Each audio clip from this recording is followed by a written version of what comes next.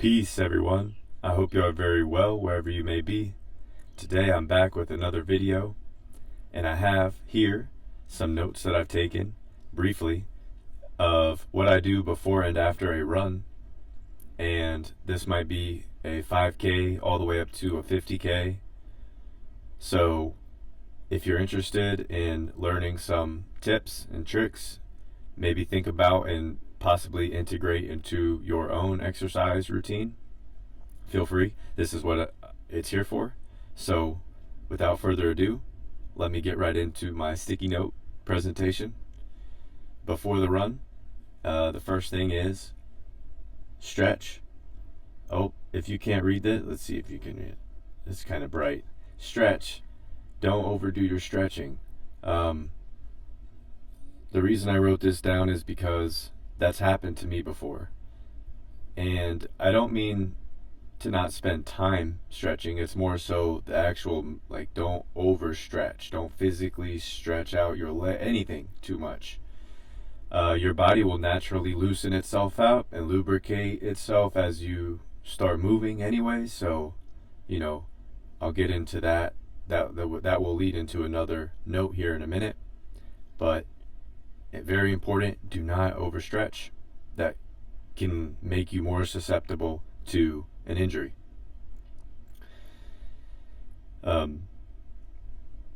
Breathing exercises. So while you're stretching and while you're loosening up, give yourself an intentional period of time, a window of time, whether it be 5 minutes or 25 minutes, to incorporate and integrate your own breathing regimen. You can work on different techniques of expansion of the lung and contraction of the lungs. This will naturally build a biochemical redistribution, adding more oxygen. It will stretch out the organs. It will stretch out the network inside of the body, the communication networks in the body of the cell of your cells and your electromagnetic field. And this in turn with the stretching amplifies the balance beforehand. Why is this so important?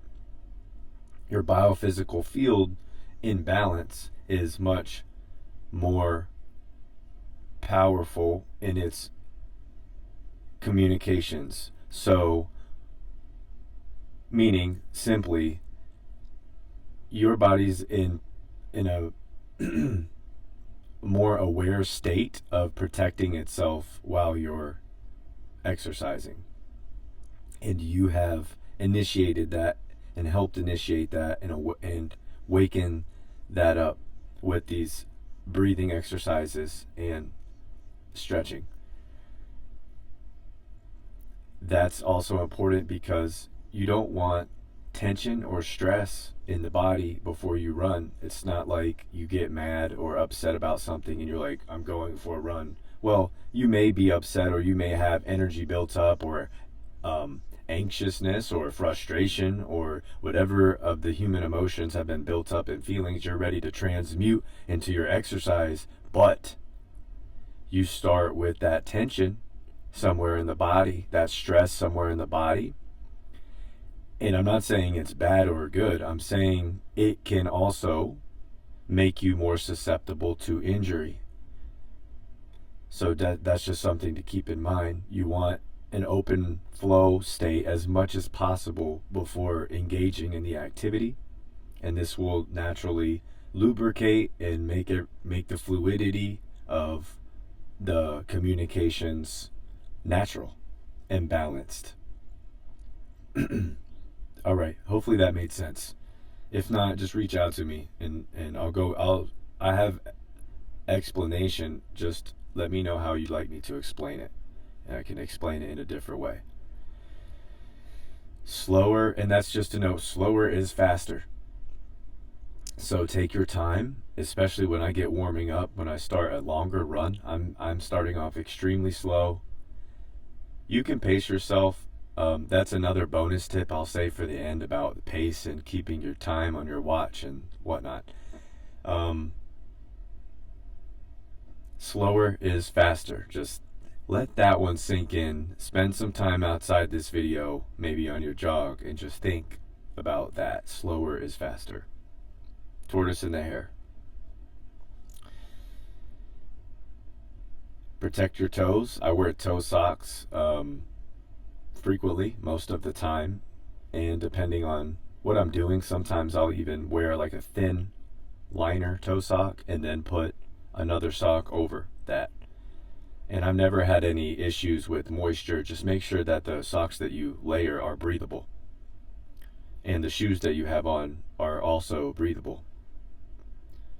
And if you do get things soaking wet and you're going on long distance, even on a 25 miler, you'll be done in some hours. So you can push through it and you should be okay. You might have a small blister or so, but that's, if you're going on multi-day, make sure to clean your feet and keep them dry, and keep your, and your socks dry.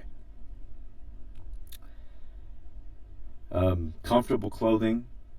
So material matters to me. It doesn't matter to everybody, but if you're going to spend the money, get material that's comfortable for your skin.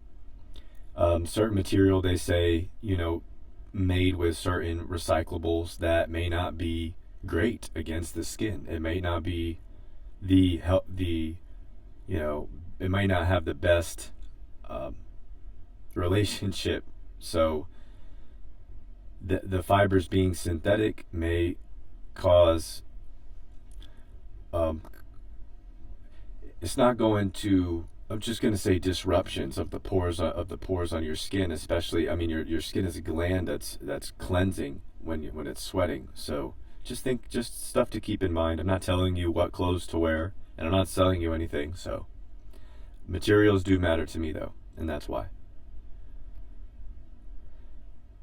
And lastly, this is just to reiterate, having a balanced mind, no stress or tension, and allow flow. And that was iterated moments ago. So run that first part back if necessary. The bonus, and I'll add this halfway through, is do not, and this has to go with the pace thing, unless you're, an Olympian, which you're probably not watching this video, but you might be. Don't set a pace all the time.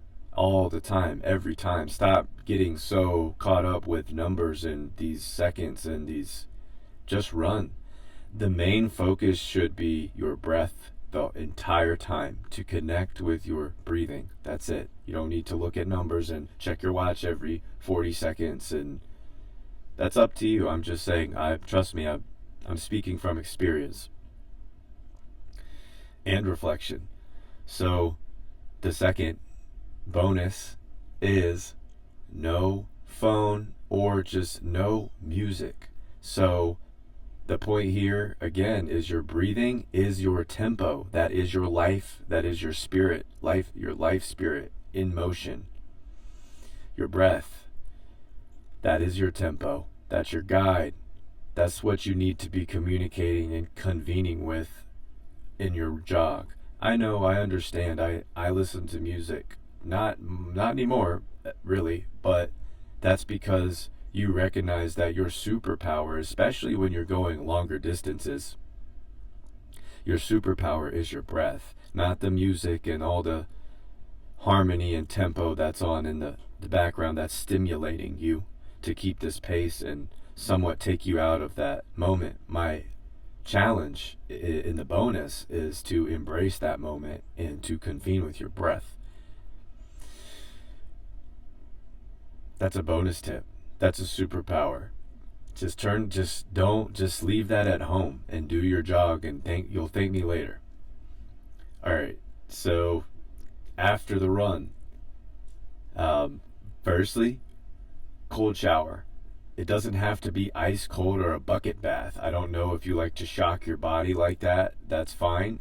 I expose myself to weather and the elements all throughout the year, all 4 seasons. So my body is somewhat accustomed to things, at least in my region.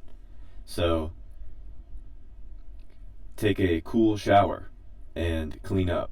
That's what I do every time.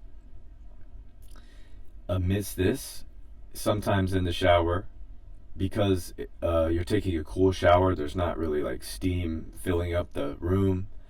I do some breathing exercises, and similarly to what I was doing before the run.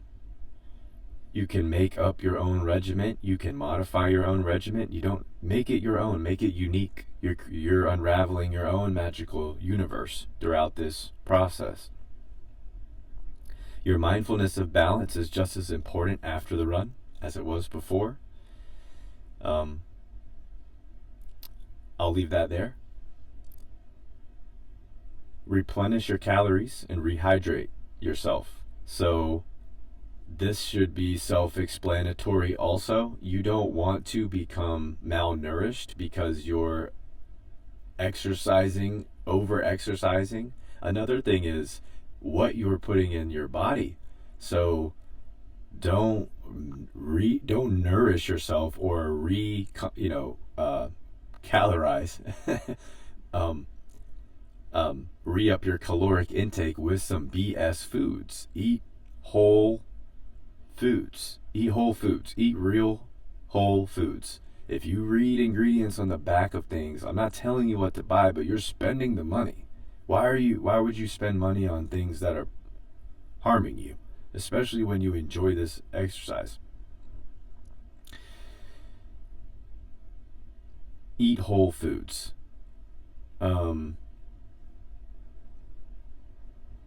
Light stretch, massage. So give yourself some time, 5 minutes, just like the breathing, the breath work. I do it usually while I'm hopping in and out of the shower or right after.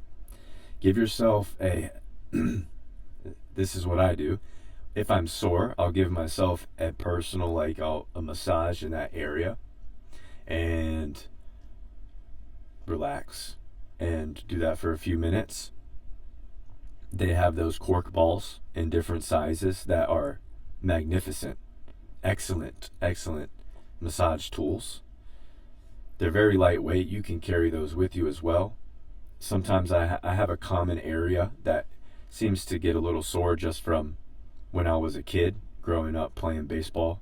My inner part of my leg will start to get a little inflamed, if you will, and I can feel it. But I can moderate it, and I can continue the journey as long as I stay balanced. So the point is, take care of yourself. Take care of yourself. Give yourself 5 or 10 minutes. I do it also. There's a little key for me is a full head massage. I do it for myself. Do it for yourself. And this one's sort of off, weird, but stick with me. Do yourself a favor, and also in this time somewhere, eye stretches. And you can do it with your eyes closed if you're in the shower, or when you get out, just not in super bright light. And you want to look up all the way, look down, stretch all the way, look left, look right, and look clockwise 7 times. Pick your number, counterclockwise, and do that 2 times or 3 times. You could do it 1 time when you first start and then work your way up. This is stimulating millions of small optic nerves, if you will, and your peripheral functioning enhances. It's like a balance recalibrating to your brain as well. So just try it. Let me know how it works and if you enjoy it. I have one bonus tip for after your run, and that is the power of silence.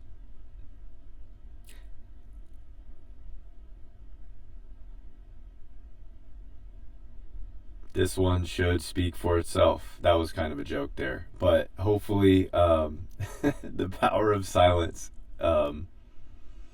is something that you decide to try, and you might enjoy it even if it's 1 minute. Go for more, but 5-10 minutes of silence. Quiet your mind. It's something like a meditation, but don't think of it like you have to meditate. It's not a forceful thing. Just allow silence, if you will. So that would be it. I want to wrap this video up. I won't extend it too long. I hope that you got some good tips and pointers from this, and if so, please reach out. Let me know of some things that you like to do before and after your run. I would love to hear them, and if this was helpful, like, subscribe, or share with somebody that may also enjoy the information. I greatly appreciate everybody who's stuck around to the end of the video, and I wish you a wonderful rest of your weekend and moving into February 2025, the year of the snake. With that being said, everybody, I will see you in another video, and please take care. Much love. Peace.